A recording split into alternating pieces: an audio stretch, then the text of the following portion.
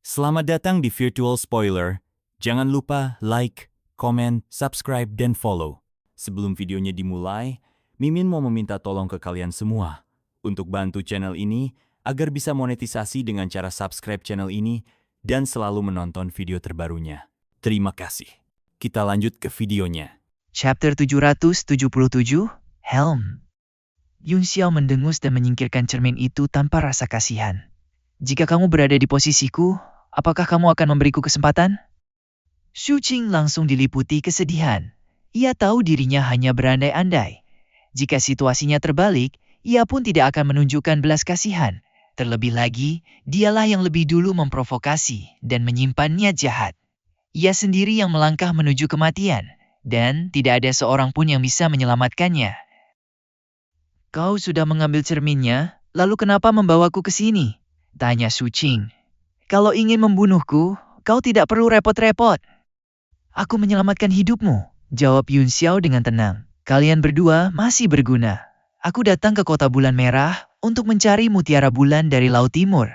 Sekarang mutiara itu ada di tangan nyonya keluarga Jiang. Aku ingin kalian mencari cara untuk mendapatkannya untukku. Menurutmu kami mampu melakukan itu? Ekspresi Xu Qing berubah saat ia memaksakan senyum pahit. Tidak, jawab Yun Xiao dingin. Dan jika kalian memang tidak mampu, maka kalian akan langsung kehilangan nyawa. Hubungan di antara kita sudah putus saat kamu mencoba memanfaatkanku. Jika kamu tidak bisa memberiku nilai apapun, maka hanya kematian yang menunggumu.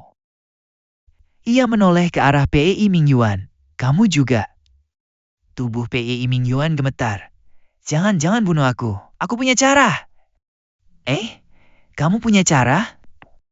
Minat Yun Xiao terusik. Ia tersenyum tipis. Benar juga. Orang hanya akan mengerahkan seluruh kemampuannya saat berada di ambang hidup dan mati. Katakan, apa idemu? Pei Mingyuan menarik napas dalam-dalam dan berkata, Ibu pemimpin keluarga Jiang adalah sepupuku. Apa? Yun Xiao dan Xu Qing sama-sama terkejut menunggunya melanjutkan. Nyonya keluarga Jiang dan ibuku adalah sepupu. Nenek buyutku dan nenek buyut Ruobing adalah orang yang sama. Mereka berasal dari keluarga Ruan di kota bulan merah. Apa gunanya hubungan sejauh itu? Kata Yun Xiao dingin. Kalau benar punya status, kamu pasti sudah lama diundang tinggal di rumah tuan kota. Mengapa malah mengikuti Xu Qing berkeliaran di luar? Pei Mingyuan buru-buru menjelaskan, selain itu, nyonya keluarga Jiang berutang budi pada ibuku. Saat Robing masih kecil, dia sakit parah dan membutuhkan bahan yang sangat langka. Ibukulah yang menemukannya dan memberikannya kepada keluarga Jiang, sehingga nyawa Ruobing terselamatkan. Jika ibuku pergi langsung ke keluarga Jiang, seharusnya dia bisa meminta beberapa mutiara bulan dari Laut Timur. Baik, aku bisa mengampuni nyawamu dan membiarkanmu mencobanya. Yun Xiao melangkah maju dan membentuk segel dengan satu tangan di udara. Sebuah rune masuk ke tubuh Pei Mingyuan dan mengguncang Qi serta darahnya. Ia langsung batuk seteguk darah, wajahnya dipenuhi ketakutan. Itu hanya segel, kata Yun Xiao. Kamu bisa pergi sekarang. Kami bisa pergi sekarang? Pei Mingyuan hampir tidak percaya. Ia memang merasakan sesuatu yang aneh di tubuhnya. Tetapi seberapa kuat segel itu? Apakah orang ini terlalu percaya diri? Setelah kembali nanti, ia bisa meminta ayahnya untuk menghancurkannya dengan mudah.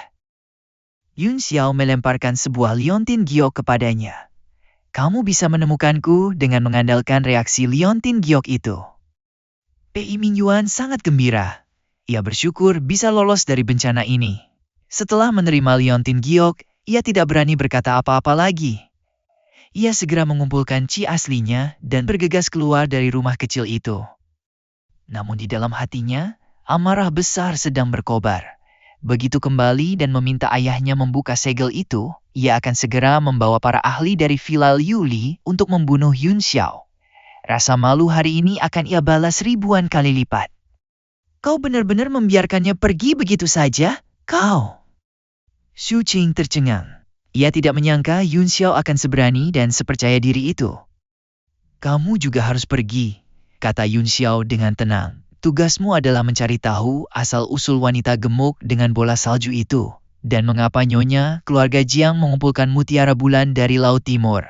Pihak PEI Mingyuan kemungkinan besar tidak bisa diandalkan. Pada akhirnya, mungkin aku sendiri yang harus turun tangan.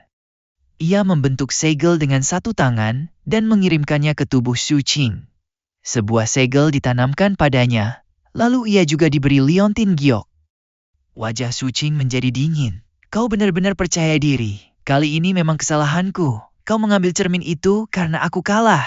Tapi suatu hari nanti, aku pasti akan merebutnya kembali. Dan senjata tingkat mendalam lain di Gunung Meru, tidak satu pun akan kulepaskan. Setelah melontarkan ancaman itu, ia mengaktifkan Qi aslinya dan terbang pergi. Yun Xiao tentu saja tidak memedulikan kata-kata keras mereka. Setelah keduanya pergi, ia menemukan ruangan kumuh lain di dekatnya dan langsung masuk ke dalam tablet alam dewa. Palu tadi tergantung diam di langit. Ia perlahan memperluas persepsinya, namun langsung tersengat busur listrik yang berderak di udara. Palu ini benar-benar luar biasa. Bahkan dua Martial Supreme tidak bisa dibunuh dengan satu serangan. Sepertinya aku harus menyatukan pikiran dan jiwaku dengannya untuk benar-benar menyempurnakannya. Yun Xiao menghela napas pelan. Bahkan artefak mistik tingkat 9 biasa bisa mengerahkan kekuatan tertentu di tangannya tanpa perlu penyatuan jiwa. Namun palu ini berbeda. Ia sama sekali belum mampu memahami kekuatan sejatinya. Kekuatan yang digunakan Blood Beast hari itu cukup untuk menghancurkan sebuah dunia. Tetapi di tangannya, bahkan dua Martial Supreme pun tidak terbunuh. Perbedaannya terlalu besar.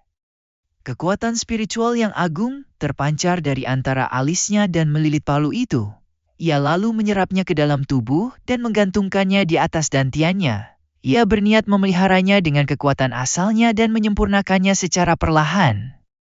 Setelah itu, ia mengeluarkan cermin harta karun awan Twilight yang penuh kesedihan dan mengamatinya dengan saksama. 5 senjata tingkat mendalam yang tergantung di kuali gunung dan sungai di Gunung Meru, semuanya berada di tingkat 9 puncak. Lonceng dinasti, sutra langit iblis pedang dingin es beku, cermin harta karun awan Twilight yang penuh kesedihan, dan tombak panjang Luo Qingyun. Bahkan di puncak kehidupan sebelumnya, ia belum mampu menyempurnakan senjata-senjata itu sepenuhnya. Sepertinya setidaknya ada alkemis tingkat 9 pada era itu. Apakah benda-benda ini disempurnakan dengan kuali gunung dan sungai? Kemungkinan itu terlintas di benaknya. Bagaimanapun, kuali gunung dan sungai adalah artefak mistik tingkat tertinggi. Tanpa bantuan kuali itu, hanya beberapa alkemis tingkat 9 yang sangat kuat yang bisa bekerja sama untuk menciptakan artefak semacam ini. Itulah sebabnya artefak mistik tingkat 9 sangat berharga, dan yang berada di puncaknya bahkan lebih langka. 4 senjata tingkat 9 ini harus kusaring dan kupilih untuk benar-benar kuselaraskan. Jumlahnya memang banyak, tapi tak satu pun yang bisa kusatukan sepenuhnya. Lebih baik fokus pada beberapa saja. Ia justru merasa pusing karena memiliki terlalu banyak senjata tingkat 9. Jika orang lain mengetahuinya, mereka mungkin akan iri sampai muntah darah. Kemudian cahaya putih berkilat dan penguasa giok muncul di hadapannya. Itu adalah penguasa kelabang raksasa milik penguasa surgawi dari Dewa Darah. Ia merenung sejenak, lalu melemparkan penggaris itu ke dalam kuali gunung dan sungai untuk dilebur. Satu api surgawi menyerupai burung phoenix, sementara yang lain seperti angin dingin yang menusuk. Dalam perpaduan angin dan api, kuali gunung dan sungai berputar cepat. Tak lama kemudian, seberkas cahaya melesat keluar. Penguasa kelabang raksasa itu telah disempurnakan menjadi sebuah helm tangan. Inti senjatanya tetap sama seperti sebelumnya. Pada akhirnya, benda ini tetaplah penguasa kelabang raksasa milik penguasa surgawi. Aku hanya mengubah bentuknya. Tidak, bagaimanapun juga aku harus menambahkan sesuatu milikku sendiri. Barulah bisa dikatakan berhasil. Yun Xiao berpikir sejenak, lalu menunjuk helm itu dengan jarinya. Kekuatan 4 wilayah mengalir turun dari langit dan bertumpuk di atasnya. Ditekan oleh kekuatan 4 elemen, helm itu mulai memancarkan esensi artefak yang kuat untuk melawan. Namun ia tidak mampu menahannya dan mulai retak. Yun Xiao segera membentuk segel dengan kedua tangan, mengirimkan rune ke dalamnya dan menyegel kekuatan 4 elemen itu pada 4 jari harimau di helm. Bahan penggaris kelabang raksasa milik penguasa surgawi ini terlalu lemah. Ia tidak mampu menahan kekuatan 4 elemen. Wajah Yun Xiao berkilat serius. Dari ujung jarinya, 2 berkas cahaya melesat keluar. Itu adalah sepotong logam pendar langit dan sepotong besi bintang dingin surga utara. Setelah itu, sejumlah besar bahan mentah lainnya muncul. Satu persatu dilemparkan ke dalam helm tangan dan mulai menyatu dengannya. Warna sarung tangan itu perlahan berubah. Saat pertama kali mengubahnya dari bentuk penggaris, ia hanya memodifikasi wujud luarnya. Namun kini, ia benar-benar mengubah strukturnya, memperkuat daya dan energi di dalamnya agar mampu menahan kekuatan 4 elemen. Setelah waktu yang tidak diketahui, helm itu akhirnya stabil. Warnanya berubah dari putih giok seperti es menjadi emas dan perak yang berkilau, bersinar terang saat tergantung di udara. Benar, di dalam tablet alam dewa ini, dao sihir yang bisa kugunakan bahkan melampaui puncak kehidupanku sebelumnya. Aku sangat puas dengan benda ini. Dengan lambaian tangannya, pemandangan di sekitarnya berubah. Ia tiba di tempat Mo Xiaochuan dan Xiao Huang Haolian sedang berkultivasi. Ia menjatuhkan helm itu dan terbang ke sisi Xiao Huang Haolian. Mari kita uji kekuatannya. Kaisar muda Haolian terkejut sejenak, lalu segera memahami. Ia mengambil helm itu dengan gembira dan berkata penuh keterkejutan, "Tuan Muda Yun, ini untukku." Ia begitu senang. Helm itu dikenakan di tangannya dan ukurannya pas. Terasa sangat kokoh dan gagah. "Hah? Sekarang aku juga punya senjata." Begitu ia mengepalkan tangan, ia langsung merasakan esensi senjata yang sangat kuat menyebar. Seluruh tangan kanannya bergetar, seolah hampir tak mampu ia kendalikan. "Tuan Muda Yun, kau terlalu baik padaku." Kaisar muda Haolian begitu terharu hingga hampir menerkamnya sambil menangis. Dengan satu pikiran, Yun Xiao langsung membekukannya di tempat. Ia mendengus ringan. "Aku hanya khawatir kau terlalu lemah dan akan dipukuli sampai mati di luar, membuatku kehilangan muka. Aku sudah menyegel sebagian kekuatan 4 elemen di dalamnya. Meski hanya sedikit, kau masih bisa mengeluarkan sebagian dayanya." Dalam sekejap, ia meninggalkan tablet alam dewa dan kembali muncul di rumah rusak tadi. Kawasan itu adalah permukiman kaum miskin di kota bulan merah. Tempatnya seperti area kumuh, penuh bangunan bobrok di mana-mana. Sudah lama aku tidak kembali ke sini. Rumah lamaku sampai rusak begini. Anak-anak muda sekarang benar-benar tidak punya moral. Berani-beraninya memakai rumah lamaku untuk barbeque di luar ruangan. Begitu Yun Xiao melangkah ke jalan kumuh itu, ia mendengar seorang lelaki tua menggerutu. Di depan sebuah rumah reyot, sosok yang familiar sedang menyapu halaman. Ia membuang rak barbeque, abu arang, dan tusuk sate bambu yang berserakan. Pupil Yun Xiao sedikit menyusut. Orang tua inilah yang pernah ia temui di Istana Dewa Darah. Saat itu ia sudah menyadari bahwa pria ini sangat kuat. Bahkan dengan teknik matanya, ia tidak mampu melihat tingkat kultivasi orang itu.